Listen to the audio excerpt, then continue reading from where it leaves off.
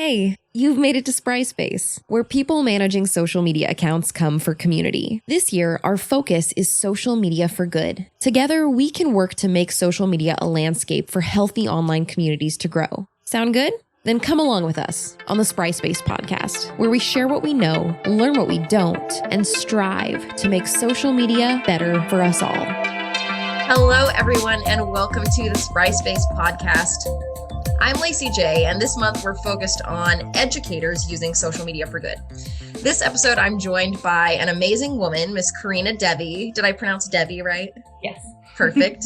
Carina is head of mindfulness at Mindful Mamas. She's a yoga, meditation, and mindfulness teacher, also the host of the Higher Self podcast. And personally, I'm just very honored to have Carina here with us today, as I've been following her on social media for a long time, and this is the first time that we've actually gotten to speak together. So Carina, welcome to the show. How are you doing today? Thank you. I'm so good. It's funny, I was on a vocal rest for a couple of days because I do like voice work for the Mindful Mamas app. And we had a retreat last week and we did so much talking the entire time, like planning and ideating, and we're all just really good friends. So it was, a chance to connect to that. I realized on the plane as I was coming home that I had completely lost my voice and I'm about to record a bunch of new content. So I haven't spoken to pretty much anyone in the last 2 days. So there's something that feels a little weird about talking right now. So I get you on like day one after your vocal rest. I love it. Yeah. So if I start sounding like a 13-year-old boy with my voice cracking, I'm just a little rusty. Okay, well, before we get into the meat of it, I like to always start with this question. So we're focused on social media for good, right? And what good is social media if it can't bring a little joy into our life? So can you think of, throughout the last week or so, one piece of content that you saw on social media that brought you joy? Oh yeah. I don't know if your listeners are on TikTok, but I am a huge TikTok fan, and I was really skeptical of it at first, and I would hear about it and going on it. I think at the beginning I was just very confused. Like, is it just people dancing? Is it just recipe videos? And then I learned, you just start liking things and favoriting things. And now it's just like a guaranteed laugh every time. And my For You page is some combination of like exploring gender identity and really good recipes and medical intuitives, and like it's just this mishmash of all these things that I like to take in, and so there's a lot of comedy that comes up, and that always brings joy. But I found this medical intuitive just this morning, and she is giving people with chronic conditions readings over TikTok, which I just think is such a fascinating use of social media. If you have a chronic illness, you are often very hesitant to try new things, especially things that are considered to be sort of, not in the mainstream. And so I myself have considered going to a medical intuitive for migraines, and to find this woman who is giving these readings to people who are just at a loss. They've been struggling for years, maybe decades of their life, and are getting answers that resonate with them. And seeing the impact that has is just so incredible. And I feel like it's one of those things that kind of clicked in my brain is like, you see something new happening on the internet that you've never seen before, and it just sort of opens up this world of possibilities of where we could go. So that was really cool. Do you ever get yourself in trouble on TikTok because it opens with volume on? Like you're watching it somewhere and all of a sudden it opens up and it's like... Oh yeah. Well, I watch with headphones on a lot. And so sometimes you would think I just like saw the girl from The Grudge walk across my living room. Oh, that's funny.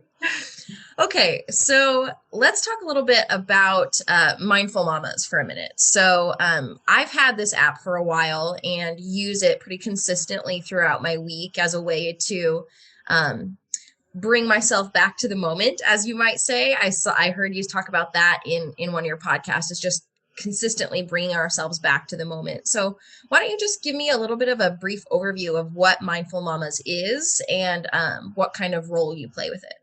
Sure. So Mindful Mamas is a maternal wellness company, and it was started by Tara LaRock, dear friend of mine. And we didn't know each other at the time, but she had just had a baby.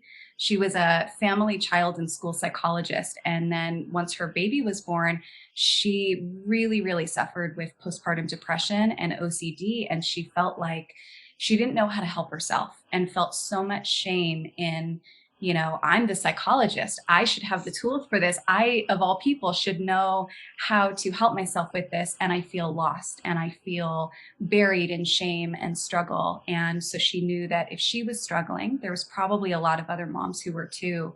And she started to just share about it on social media and grew a huge Instagram following, really big blog. And it turned out that, she certainly was not the only one. And so she knew from her practice with kids working in Denver public schools that mindfulness was really the tool, or the kind of body of tools that helped kids the most. It was the thing that they didn't need any background information on. They didn't need their parents' buy-in. They could just do it in the moment, in the middle of class, without anybody knowing.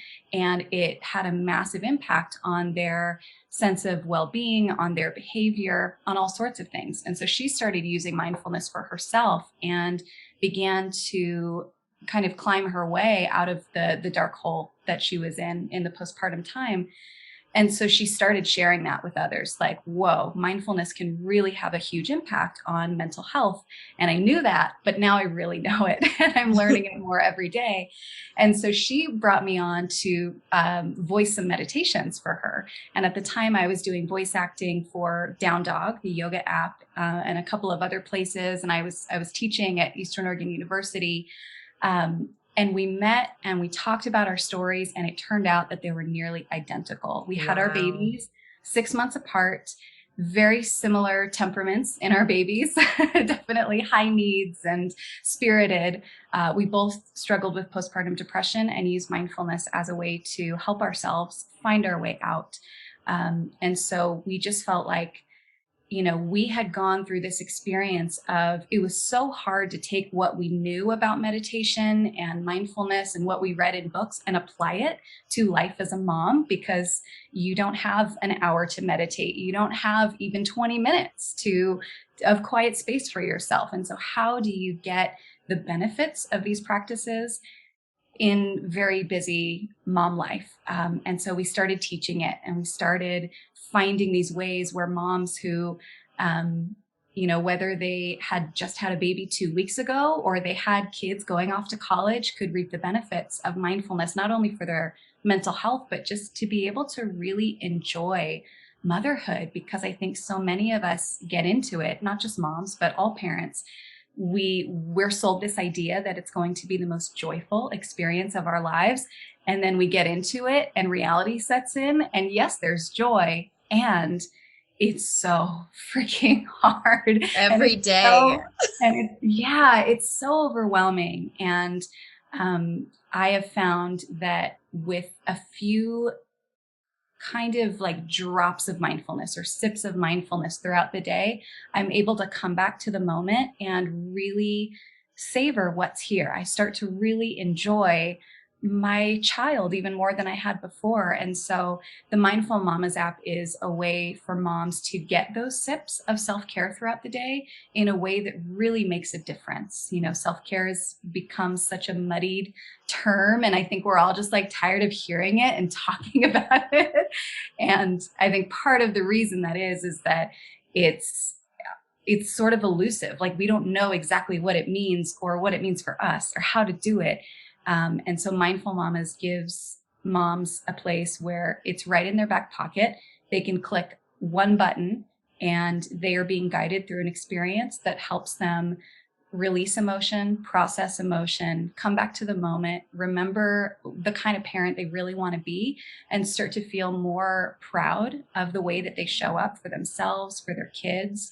And also to feed their relationships and their identity outside of motherhood. And it's kind of like, how do we make healthy, happy moms? I think the Mindful Mamas app is a really good start. I love the way you talked about sips and drips of mindfulness. What I thought of in that is it really doesn't take that much time to kind of anchor in, even for just a moment, right? To anchor into this place of grounding and centering.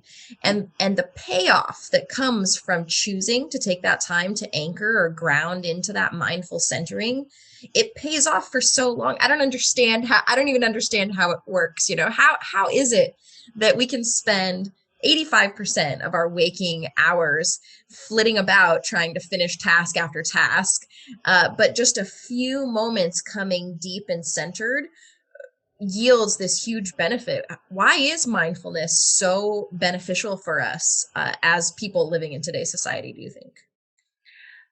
I wish that I could answer that in a short amount of time. Tell me the secrets to everything. I will say a couple of things that I think are most valuable for the way that we live at this time, at least in Western culture.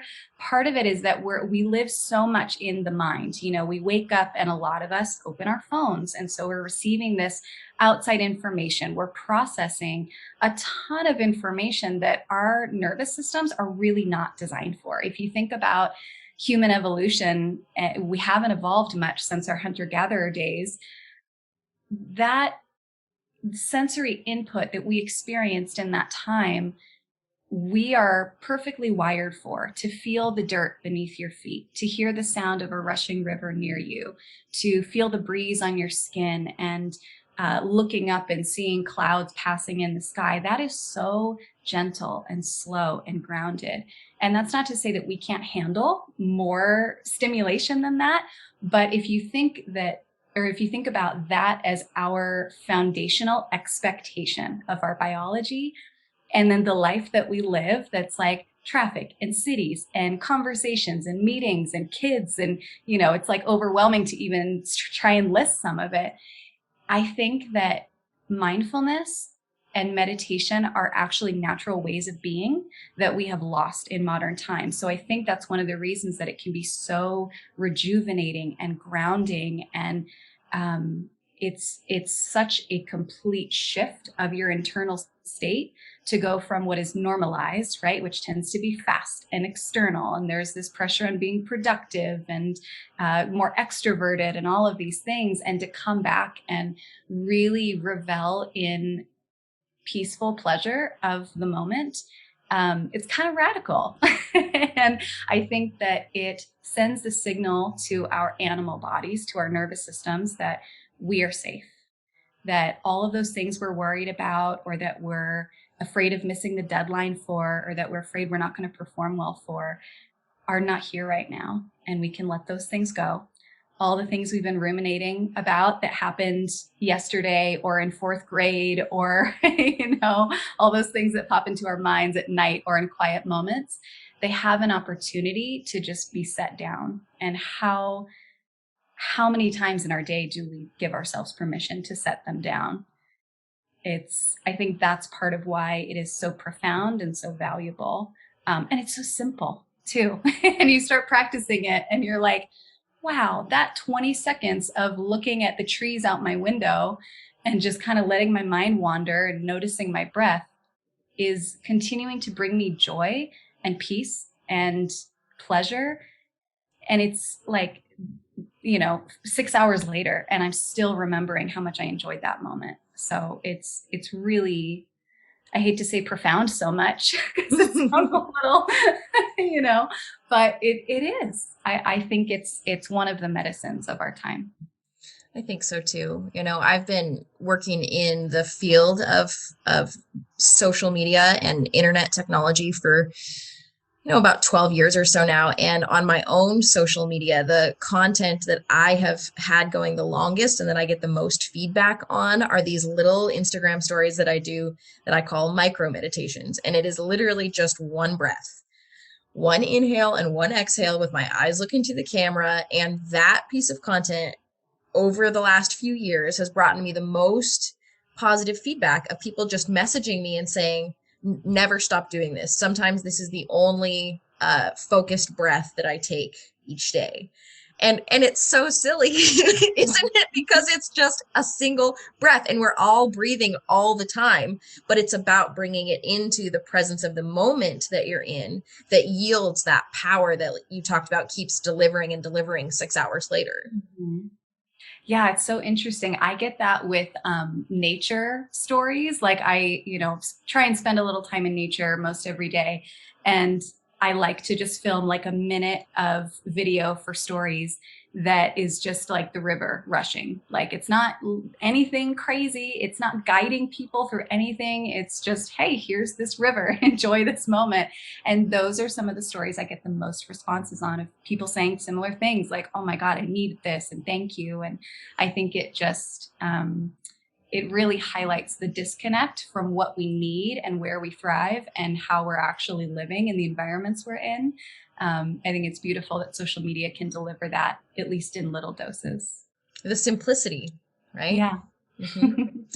So let's talk about social media for a minute. Tell me about what role social media plays for you in your business, in your life. How are you in social media? What role does it play for you? I feel like I have 10 different hats within the social media world that I kind of move between. One is the, oh my God, I can't stand social media. I'm deleting my Instagram tomorrow. Goodbye, Facebook. I hate this. I'm going to go live in the woods. That's my favorite escape plan. Yeah. I'll just go live in the woods. Yeah. Well, and then the one that I live in for my personal social media and then for Mindful Mama social media is a little bit different. So with my personal one, it's more of like, I'm here when I feel inspired to be here, when I have the energy to be here. And when I'm not, I'm just living my life and I don't push myself to post anything. I definitely have thoughts like, oh, I haven't posted anything in 6 weeks. I really should. And then I take a moment to listen to that voice and really investigate it. Like, where's that coming from? And don't I serve better when I show up inspired, when there's a real intention behind it, not trying to create something? And then with Mindful Mamas, it's a little bit different. It's like, oh, I do want to show up on a certain time frame, which is, once a week at least. And then it's different because it like kind of creates this container of what can come through me this week. What could I share? If I only shared one thing, what's the thing I could share that I think would have the most benefit or help the most people? And with Mindful Mamas, it's really interesting because the posts that do the best, like by a landslide, are the ones that simply say things like, you are good enough, mama. You are a wonderful mom. You have permission to rest. Like just those simple reminders of their own humanity and worth are the things that really that people really respond to, which is so interesting. So I go through phases where I love social media and I'm really excited to be on it. And I just feel like it's this creative stream flowing through me and out to the world. And I love it. And I love talking to people. And then I go into introvert mode. I am a like hard introvert. And I'm just like, oh God, I posted that thing yesterday and people are commenting. And now I feel like I have to respond and I don't want to do that. So I think overall, I give myself permission to be however I am with social media, because the times when I've tried to ignore that or go beyond it, I get myself into trouble. I put out content that I'm like, oh my God, that's not me. That was so forced. That feels so gross and inauthentic. Or I just burn out. So yeah, meeting myself where I am, I think is my overall approach. I love the theme of simplicity that's coming already from the conversation here. The idea that the things that are the most simple and human are the things that speak the most to people. It doesn't take this, we're always really focused on strategy at Spry, and we're always thinking about asking why 1,000 times before we feel like we have a solid strategy to move forward with. And it's funny because it does, as you ask why, things your restraint has to come in, right? Things get cut off and cut off and cut off and cut off down to the basic things that are actually relevant to people. And they usually are much more simple than you could imagine. You could put up 8 posts with stats about how mindfulness helps you feel better. And you probably have those 8 posts up with stats. But like you said, the ones that end up really resonating and really being successful are the simple ones, the simplicity that speaks to what everyone knows as true, right? Absolutely. Yeah, I think it's part of the oversaturation that we get with social media. We see so much of the same thing. And it's interesting because everyone's trying to follow these trends and they're trying to do, like the right strategy for the time. It's always changing. What does the algorithm want? And so you end up seeing all this stuff that's very similar. And I think with Instagram in particular, we've gotten this oversaturation of influencers where everything looks very polished and it usually appeals to a very wide audience. And I think it's similar with music and with the film industry. We have this kind of polished glitz for a while. And at first it's like, ooh, wow, I love these pictures and this is so shiny. So inspired. And after a while, we start to realize what's missing and it feels so empty and we crave the authenticity and the realness that's missing. And I think that that's one of the things that's really interesting about TikTok is I feel like it is all the authenticity. If you are an Instagram influencer and you're doing things like the Instagram influencer way and you go to TikTok, you are most likely not going to be successful. People really want to see you in your truth and they want the honest opinions and thoughts. And I'm so grateful for that. I'm so glad we're making that shift. And I hope to see it across more platforms because I think it's really important. I think that there's been so much harm done on social media with showing the highlight reel and the super polished pictures. And especially in the mom community, you see like it's 7 a.m. and I have a full face of makeup and my hair's done and all of my kids have had their superfood smoothies. And, most moms are like, I'm just trying to get a sip of coffee. And I think that comparison can be so harmful. So starting to see more of how people are actually living and what they're thinking and feeling, that is some of the magic of social media that I think can really unify and connect us. Sometimes I wish I had like some hidden cameras in my house so that I could get some B-roll footage of like real momming. Like this morning at 4:30 in the morning, I like woke up on my 7-year-old son's floor. I don't know how I got there. I went to sleep in my bed at 4:30 in the morning. I was on his floor. Yeah. Oh man. So I want that B-roll to be able to share, but I guess it'll stay for me. So your plethora of content that you really educate on revolves around meditation, yoga, mindfulness, anxiety. So I kind of want to shift us into talking a little bit about your podcast. So I have loved listening to your podcast this year. Your first episode came out in January. Mm-hmm. And I also have loved the way that you've shown up with it exactly like you said you show up with social media is when you feel inspired and doing it in a way that doesn't I think of it like a wire. When you clamp down on a wire and put pressure on a wire, the energy can't flow through it properly. It happened recently. I had my internet went out because somehow my internet cable was just sitting on the ground in somebody's backyard. It's not buried like it was supposed to be. And they had set something down and all of a sudden I had no internet for 3 days, So the way that you've chosen to kind of show up with your content in that way, without it being quite as regimented, but in a way that allows you to flow through naturally, I have loved.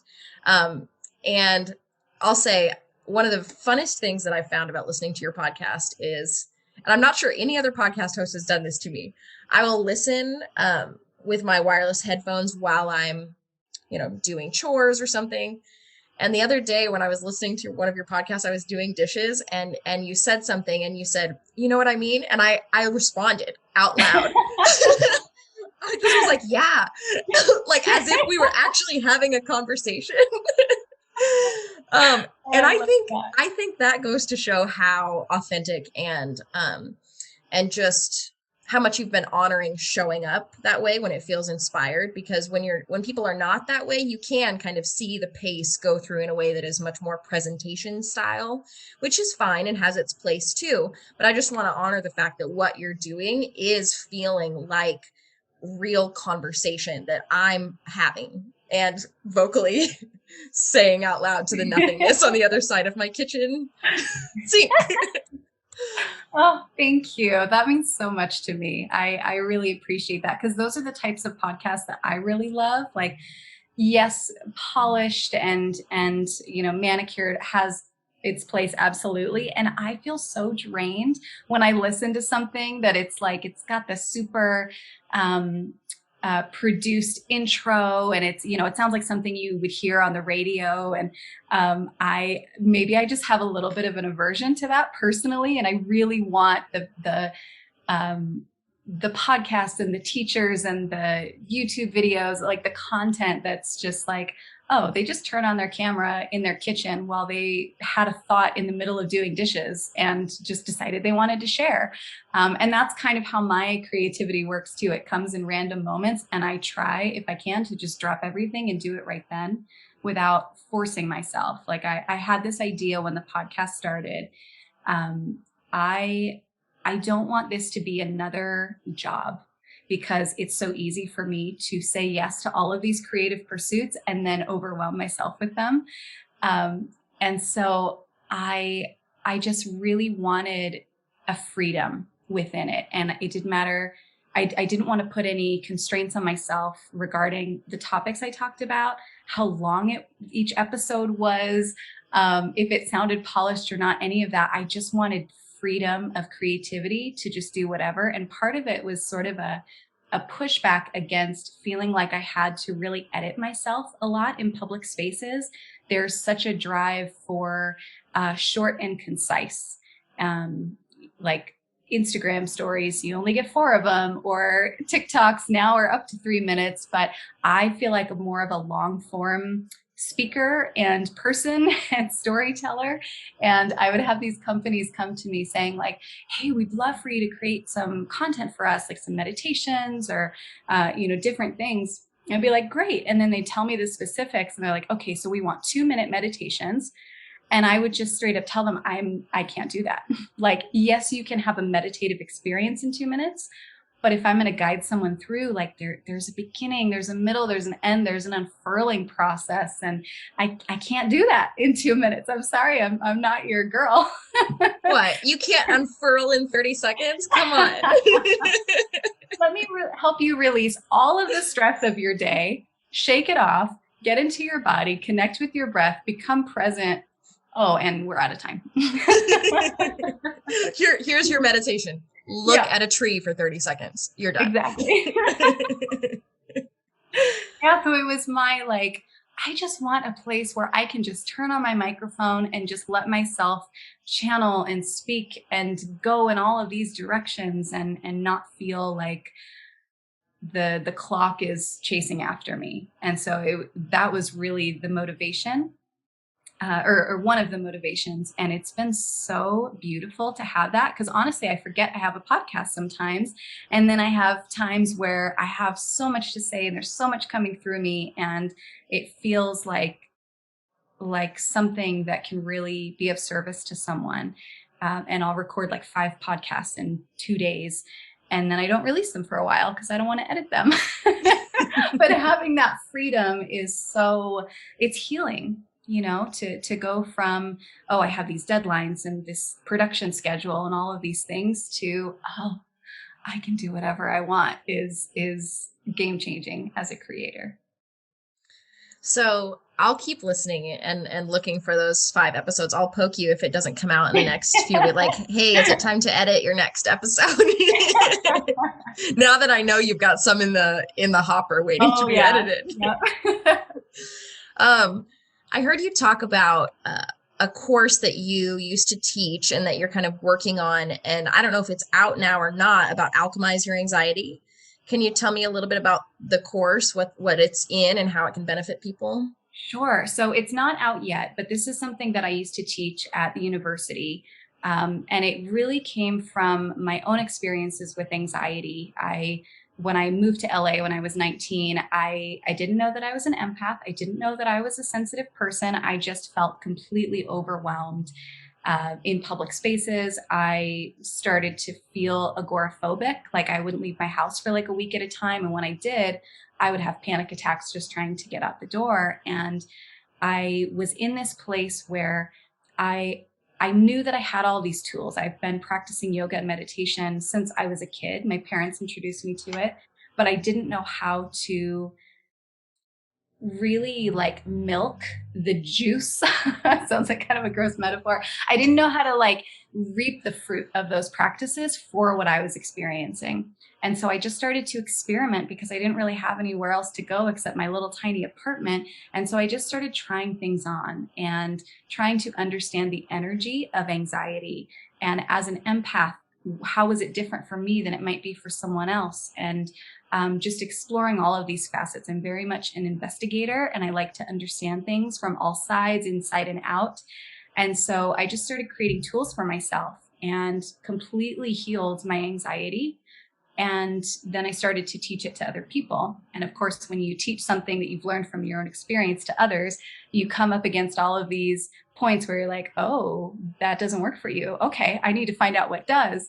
And so I created this really robust toolkit of things that people with anxiety can do to prevent anxiety, to deal with it in the moment, to be able to release all of the kind of electric energy they're feeling, ground themselves, to be able to avoid a panic attack or help themselves through one, and to relate to anxiety not as something that is wrong with them or that's wrong with their body or their mind, but as important information that's coming through them and to them, that they can actually use as a really kind of inconvenient compass in their life. I found that listening to what anxiety has to say it's removed all the toxicity from my life, the people, the jobs, the relationships that were not working for me.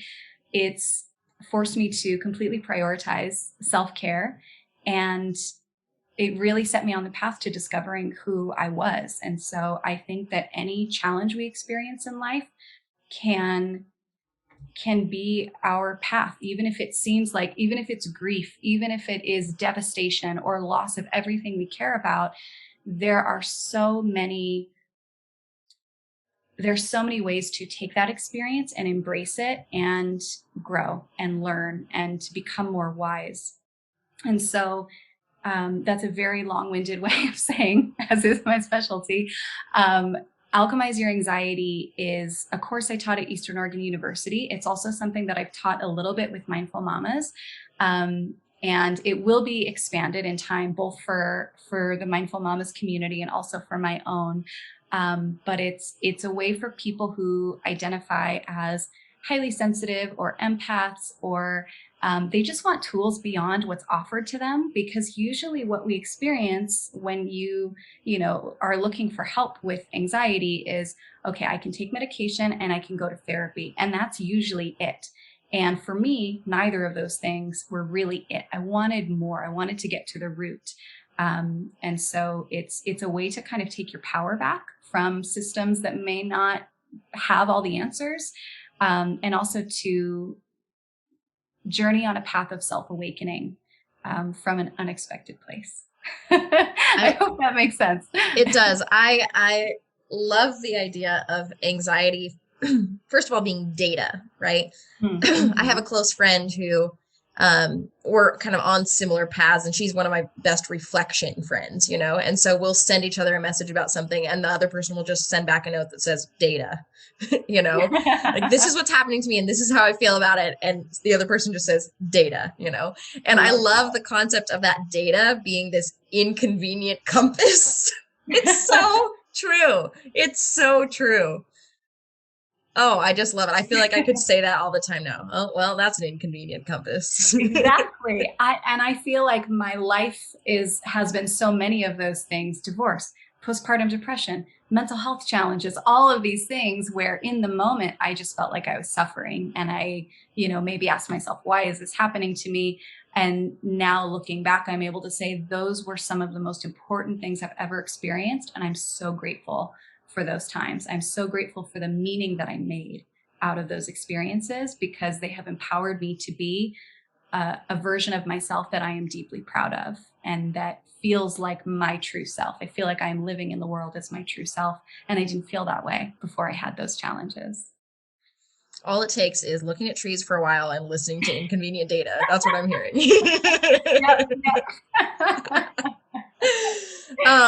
So at Spry, we kind of have this vision of the concept of social media for good, where social media could be this place where people come to feel connected, to learn, to laugh, and that's really what it is. And so we're really pushing hard to kind of get people into the mindset of, it's easy to think about and look and see what's wrong with social media. But it's just as easy to really lean into the good that's available now in social media and what it could be if we continue to lean into that direction. So, do you have a vision of that too? Can you see social media being a place where we come together to connect and learn and laugh? And if so, what can we all be doing to lean more into social media for good? Yeah, absolutely. And I think that this is really where it's going. I have done this for myself by I have unfollowed every single person that I've ever felt like I couldn't measure up to, like the very polished influencers who have fed their kids superfood smoothies at 7 a.m. The ones where I realized, like, actually, I'm not getting any benefit from following this person. I just am feeling like I have to attain some standard that actually doesn't fit my life. So I only follow people that truly inspire me. A few weeks ago, I think I was following about 800 people on Instagram, and I unfollowed almost everyone. And now I'm following about 300, because I want it to be a space that I go and I feel inspired and I learn, and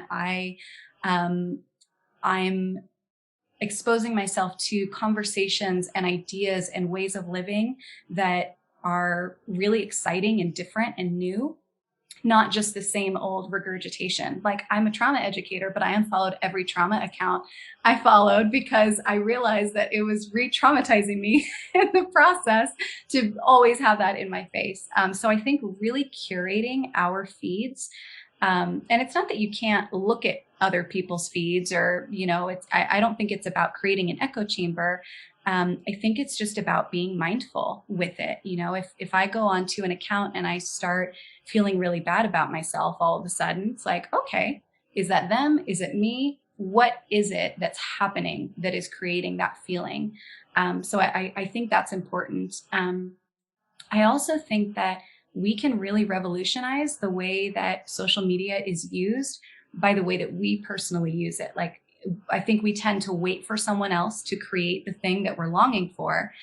And what I found is that even though I don't like being the one that's like gathering the people and figuring out the schedules and doing the logistics, I've often found myself in a place like living in a small town where there's not a lot of yoga or meditation or ecstatic dance or the things that I like to enjoy.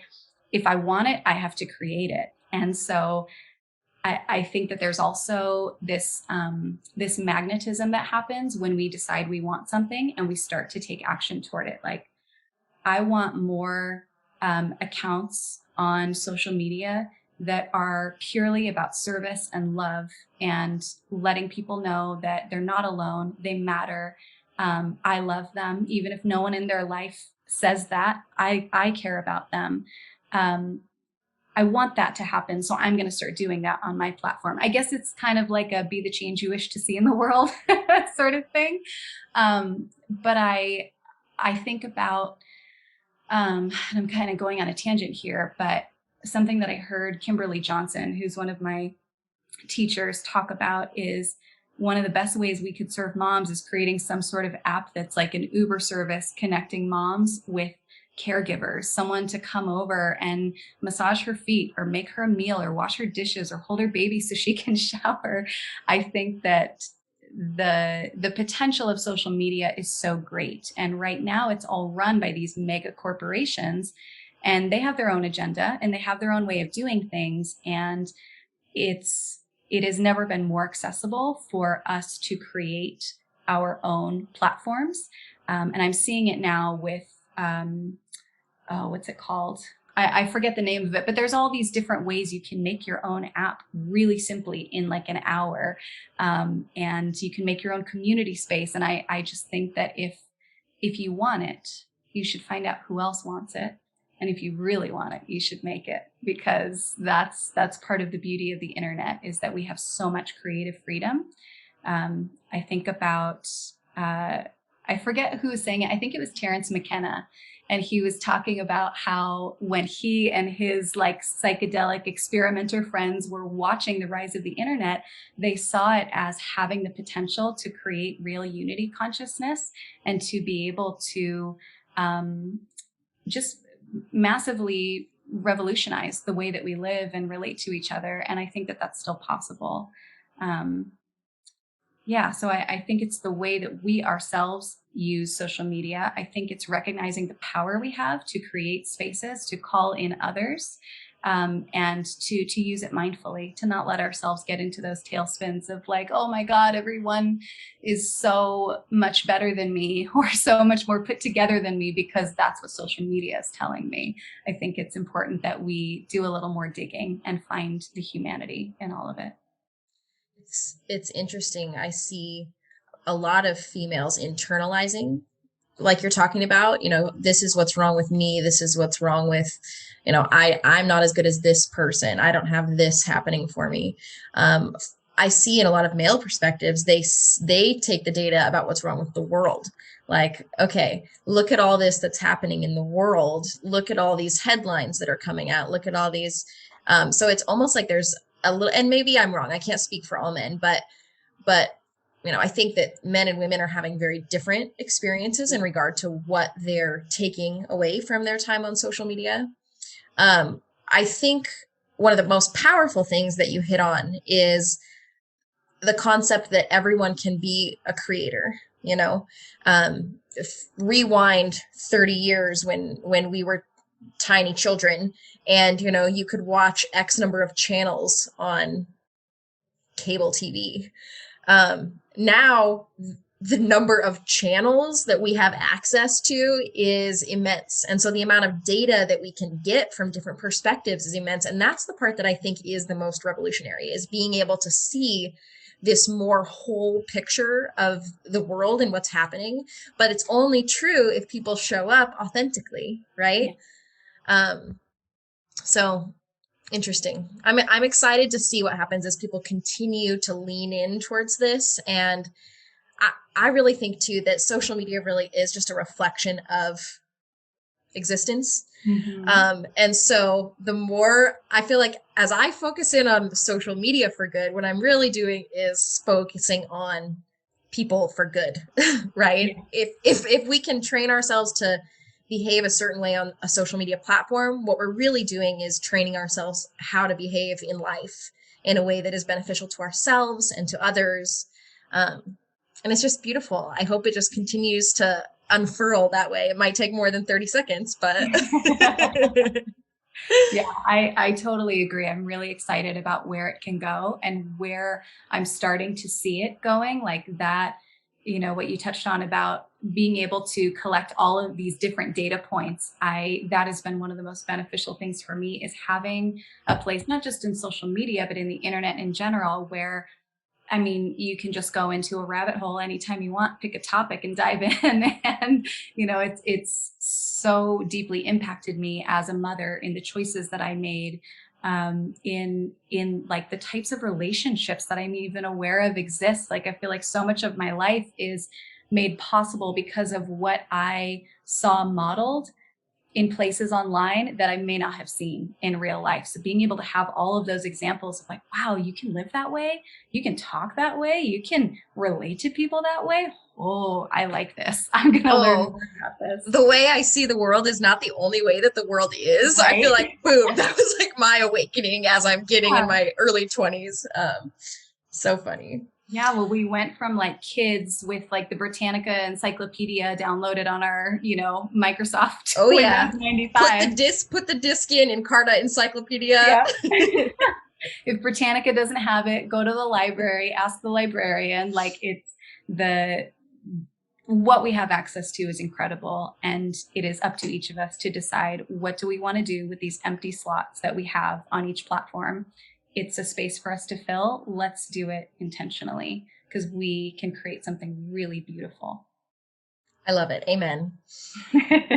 So, last question. If you had to grade yourself on your own relationship with social media, I'll give you some structure, 0 to 10. 0, you're doing horrible and, you need to figure something out. 10, you're doing perfect. There's nothing you can improve. How's your relationship with social media? Oh, that's a great question.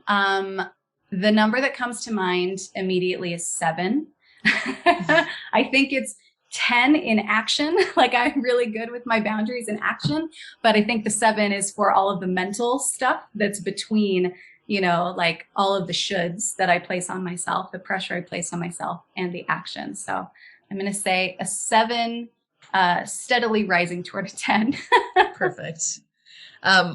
My friend who works here at Spry, Rachel, who is also an introvert, she sent me a reel this morning that said, like, when you're an introvert and an entrepreneur, and it like, you send out a piece of content and then you go, I'm scared. Why? People. People. People are here. I have to talk to them. Well, Carina, this was a wonderful joy. I'm so happy that we got to have some time together. Oh, thank you. I will be excited to see when your Alchemize Your Anxiety course comes out. We'll be happy to, send that out to some of the people following us who would really appreciate it. Oh, thank you. As we publish this out, we'll have links to Mindful Mamas and to Carina's Instagram as well, so you can check her out there. I've been following her for a few years now, and so you'll get nothing but joy, but inconsistently, right? Because it'll just be like a surprise when I show up on it your is. Like, oh, there's something here. Oh wait, we gotta go look. I'm just kind of floating in the wind. So yes, Carina's inspired today. Let's go see what it is. All right. Thank you so much, Carina. Everybody listening, I hope you have a great rest of your day, your night, your evening, whatever it is. We hope you're using social media for good and that you always keep learning. Talk to you soon. Bye. This SprySpace Podcast is brought to you by Spry Social Media Marketing, Digital Marketing Agility, edited by Chad Hinman and executive produced by Lacey J.